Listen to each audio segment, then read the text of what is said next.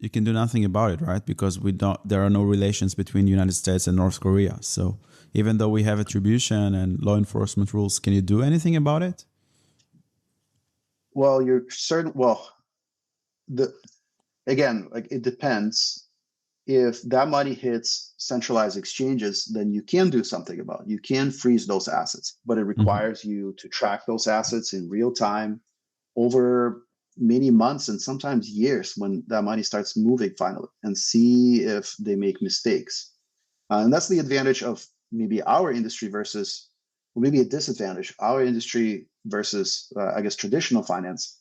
That with the traditional finance, all the same thing happened. The same laundering, the laundering in general was happening, but it required. I remember there was this whole operation where North Korea set up mules standing by at ATM machines on a certain hour, on a certain minute, to at the same time start extracting stolen assets.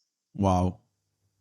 Right. So now, like with cryptocurrency, it's not that we made cryptocurrency field made it easier or harder. You can do different things. Now you have mules who are ready to move funds into compromised exchange accounts and do the swaps there.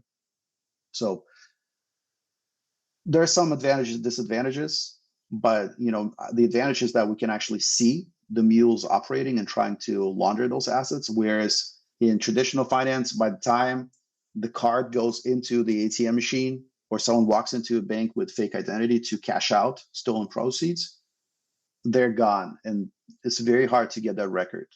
And that record can be obtained by a very limited group of law enforcement agencies in the world.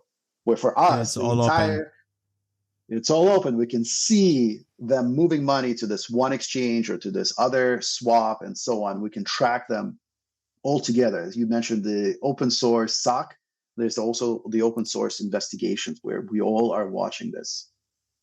Which is cool. So pros and cons. Definitely.